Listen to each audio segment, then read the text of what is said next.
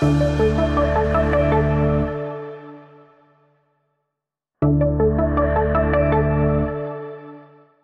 nous rendons dans les Hauts-de-France, à Lesquin, à proximité de Lille, où nous avons rendez-vous avec Stéphane Aurel, le président de CDA. Très attaché à ses origines nordistes, l'entreprise qui fêtera ses 50 ans en 2024 se définit comme fabricant-concepteur.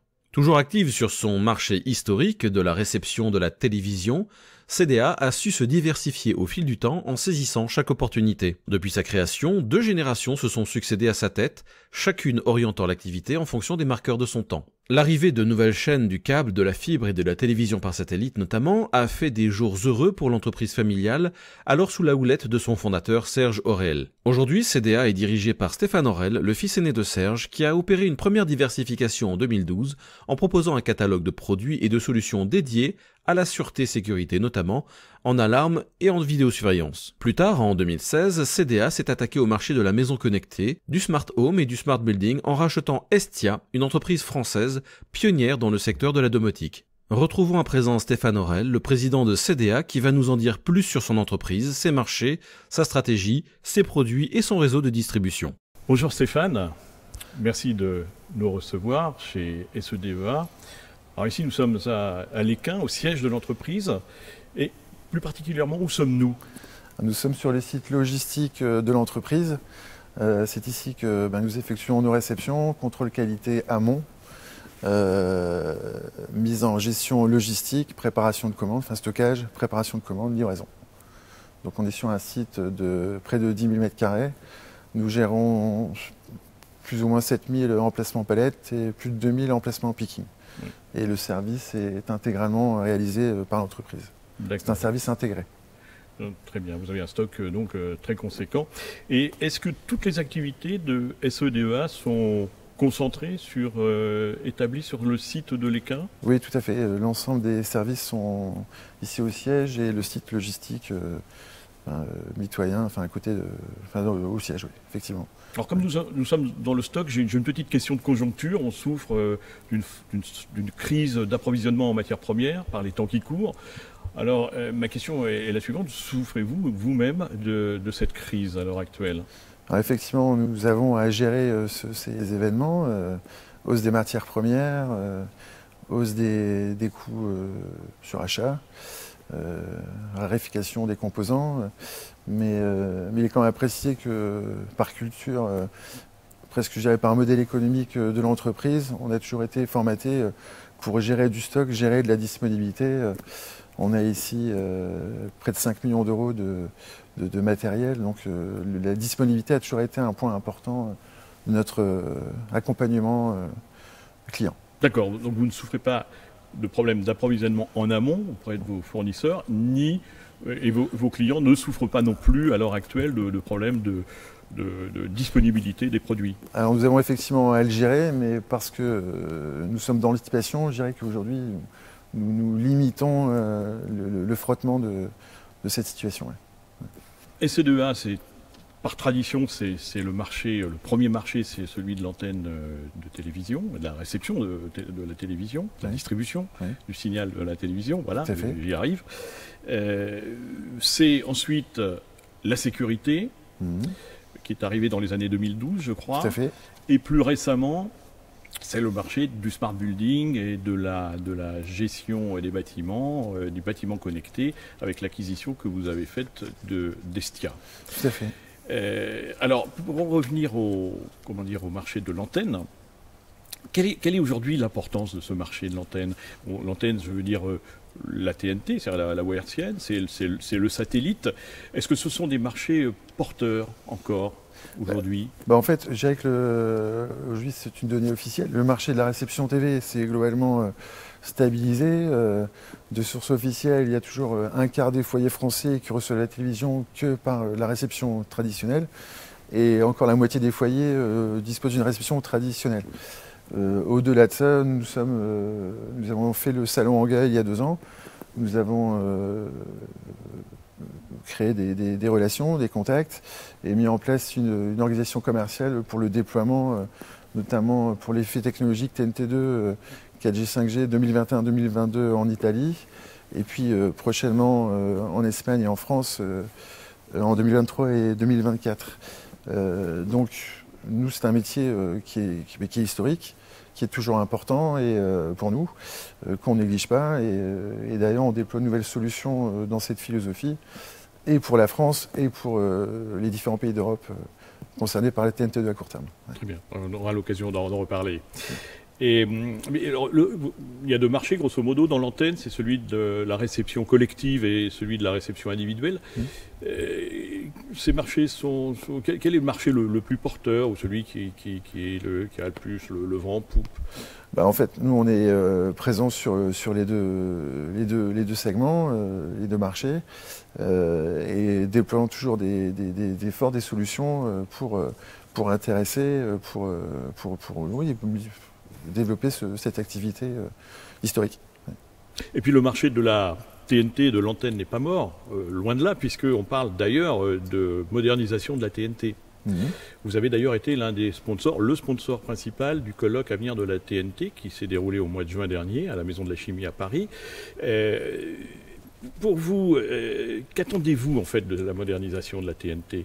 Alors déjà, cette participation, c'est la matérialisation de cette envie, de cette motivation de CDA à toujours déployer des solutions pour notre métier historique. Et bien sûr, nous avons investi pour les différentes bascules TNT2 européennes passées ou en cours ou à venir, mais bien entendu pour celle en France de 2024, qui, pour la parenthèse, sera aussi l'année des 50 ans de CDA.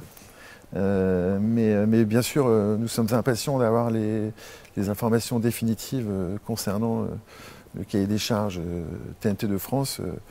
Mais bon, on est déjà prêt à opérer pour être acteur efficient de cette bascule. Est-ce qu'on innove encore dans le domaine de la TNT, de la réception collective en particulier? Alors, pour ce qui nous concerne, nous avons développé une solution et donc c'est ce qui donne un peu sens globalement à cette acquisition d'Estia de 2017. C'est qu'avec l'équipe de développeurs d'Estia, nous avons créé une solution qui va permettre en gestion technique intelligente du bâtiment de pouvoir gérer, anticiper des pannes éventuelles dans une installation collective qui, on le sait tous, quand les résidents n'ont plus de télé, appellent le bailleur ou la société de maintenance, sont fâchés. Enfin bref, là le schéma, c'est vraiment de proposer une solution qui va d'être dans l'anticipation, d'être dans le préventif plutôt dans le curatif. Et cette solution qui s'appelle TV Guard et qu'on va déployer commercialement dans les jours et les semaines prochaines. Donc en fait, si j'ai bien compris, c'est une solution qui permettra à l'intégrateur, on peut appeler peut-être ça un installateur intégrateur, d'être proactif sur la maintenance des produits. Tout à fait. Et je dirais qu'on s'en est pas tenu là, puisque bien évidemment cette solution va être évolutive et permettrait à l'installateur, à l'intégrateur, de faire évoluer cette supervision, cette surveillance en vidéoprotection, gestion énergétique du bâtiment, gestion technique par ailleurs. Enfin bref, c'est vraiment c'est là tout le secret, tout l'enjeu de cette solution. Ouais. Alors, deuxième marché de SEDEA, c'est la sécurité. Oui. Vous êtes sur ce marché, je crois, positionné depuis 2012 oui. Si je ne me trompe pas. Alors, dans la sécurité, il y a plusieurs segments de marché. Quels sont les segments sur lesquels vous êtes positionné? C'est la vidéosurveillance, c'est l'alarme intrusion, c'est l'alarme incendie? La sécurité électronique en général. Donc l'intrusion, vidéoprotection, contrôle d'accès, incendie. Oui, tout à fait. D'accord. Donc, alors oui, et quel marché visez-vous? C'est plutôt le marché du particulier ou le marché, disons, de professionnel, petit, moyen, gros? Alors historiquement, CDA s'est bâti sur le réseau installateur, intégrateur dit professionnel. Bien sûr, avec cette expertise, cette compétence professionnelle, nous avons déployé sur toute l'histoire de l'entreprise des solutions dédiées au grand public, donc via la grande distribution. Mais effectivement, tous ces marchés sont importants pour nous. Oui. Et alors, donc vous avez un catalogue assez fourni, hein, je l'ai vu, présentant aussi bien des caméras que des systèmes d'enregistrement. Vous avez donc la gamme complète où vous êtes à même de fournir des installations dans la de bout en bout. Oui, dans la globalité. Oui. Alors, troisième métier maintenant, depuis 2007 je crois, puis c'est le rachat d'Estia. 2017, oui. Pardon. Vous avez racheté Estia, qui est une entreprise française pionnière en matière de domotique. Alors, une question toute bête, pourquoi avoir racheté Estia? Alors, effectivement, pionnière, puisque Estia a plus de 25 ans d'histoire aussi. Et donc, c'est une solution qui a développé sa qualité, qui est fiable, qui a été mise à jour régulièrement. On est aujourd'hui à la 4e génération de Varuna, on prépare la 5e. C'est une entreprise du Nord, les compétences du Nord. Et puis dans un dossier sécurité, j'étais en échange avec un intégrateur qui m'indiquait Stéphane, tiens, on connaît l'équipe Estia, est-ce que tu connais Estia? J'ai dit écoute, oui, j'en ai vaguement entendu parler, mais ça aurait peut-être du sens que tu ailles voir ce qui se passe là-bas. Et puis je dirais on a bien fait, puisque on est allé les rencontrer. Le fondateur, lui, envisageait de prendre sa retraite quelques années plus tard. Et finalement, c'est vrai que le rapprochement des deux entreprises donnait du sens au projet global. Vous pouvez faire jouer des synergies, j'imagine. Vous aviez des idées en tête assez précises. Tout à fait, des synergies, rajouter des compétences à CDA, notamment développement d'applications, de logiciels, qui pourront bien sûr servir pour les intégrateurs, le réseau pro, mais aussi pour la grande distribution dans la réalisation des produits sur la sécurité connectée, notamment des caméras connectées. On gère nos applis, on a capacité à les challenger, à les approuver. Enfin, voilà, tout ça donne un sens global au projet.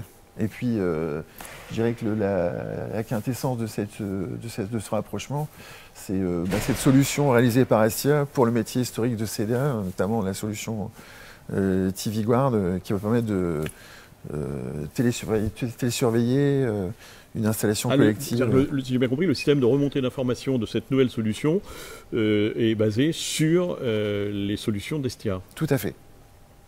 D'accord, c'est-à-dire que ce sont des remontées d'informations qui s'effectuent via la centrale Varuna 4 ou Varuna 5 Varuna 4. Varuna 4. Oui. Sur la base de Varuna 4, on a déployé cette solution. Oui. Et justement, ces produits Varuna sont fabriqués ici, je crois. Alors, c'est développés, conçus, pensés. Alors, tout est réalisé chez CDA. La carte électronique est sur dessin de CDA, c'est dessin d'entreprise, dessin de notre bureau d'études, et est assemblé pas loin de chez nous, aussi toujours dans le Nord, chez Eiffage, une filiale du groupe Eiffage Énergie. Donc, fabriqué non seulement en France, mais dans les Hauts-de-France. Tout à fait. Ouais.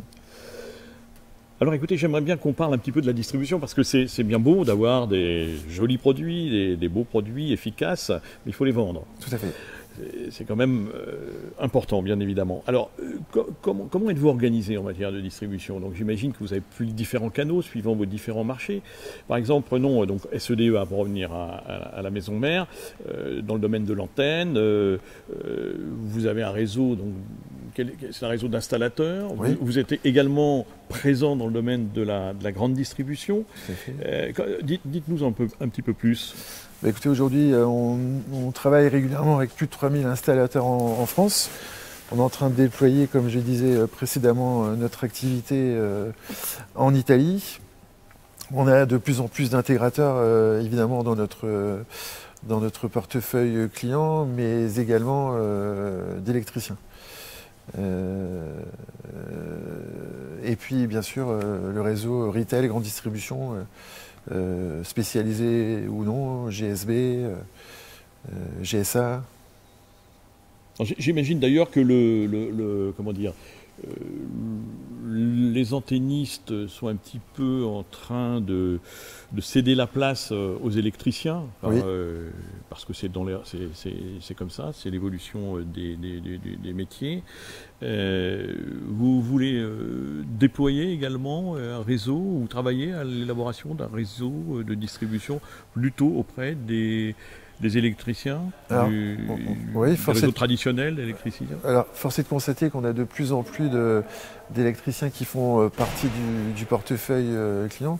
La majorité des ouvertures de compte qui sont faites aujourd'hui sont faites chez les électriciens. Et c'est vrai que les antennistes partent peu à peu à la retraite. Les entreprises ne sont pas forcément reprises. Et donc on a vraiment un report je dirais général de l'activité courant faible chez l'électricien, oui, tout à fait. Oui. Petite précision sur la politique commerciale de l'entreprise, notamment pour ce qui concerne la grande distribution, où effectivement nous sommes présents en grande distribution. D'ailleurs, cette présence, ce déploiement, c'est toujours basé sur notre expertise professionnelle, notre compétence professionnelle. Mais il est quand même bon à rappeler que les produits destinés au réseau pro sont formatés, marqués CDA Pro. Les produits destinés au marché grand public sont vraiment des produits formatés pour le grand public. Bien sûr, éventuellement commercialisables sur réseau traditionnel, type réseau long, JTM, ProSI, etc. Mais voilà, les gammes sont vraiment segmentées et destinées chacune à leur réseau de distribution, le réseau soit de grand public, soit d'installateurs, intégrateurs. Tout à l'heure, vous avez évoqué votre marché à l'export. Alors, plus précisément, dans quel pays êtes-vous présent aujourd'hui? Alors, on est et avec quel type de produits? Oui, alors on est par opportunité, donc nous avons fait le salon Anga en 2019. Oui, le dernier salon avant Covid. Oui, exactement. Ouais. Et on décide de le refaire l'édition prochaine, donc en 2022. Et comme je l'indiquais, oui, nous avons noué des contacts de qualité sur ce salon et donc je dirais que la moitié de l'objectif est atteint puisque on est en plein déploiement. On a d'ailleurs développé des solutions telles que le TIVUSAT, c'est l'équivalent du Fransat TNT-SAT de la France, mais celui-ci pour les Italiens, pour le marché italien. Et oui, nous sommes assez satisfaits déjà des premiers retours du volume du courant d'affaires traité avec l'Italie. Et évidemment, on se prépare pour l'Espagne et puis davantage. Donc aujourd'hui, c'est vrai que dans l'histoire, on avait par occasion collaboré, fait des coups, je dirais, avec ces différents marchés. Mais là, on l'a vraiment institutionnalisé, formalisé chez CDA. On est d'ailleurs représenté maintenant avec différents agents commerciaux dans ces pays. Et voilà, on a vraiment vocation à toujours déployer ce métier de cœur qui est le métier de la réception TV. Oui. Enfin, voilà, il faut bien conclure. Donc j'ai une question qui me vient à l'esprit. Tout à l'heure, on parlait de pénurie de matières premières, mais en France, on a un autre problème qui est une pénurie de main-d'œuvre. Est-ce que vous souffrez vous-même de cette pénurie de main-d'œuvre? Alors effectivement, nous sommes en recherche active de collaborateurs sédentaires pour l'accompagnement, enfin techniciens.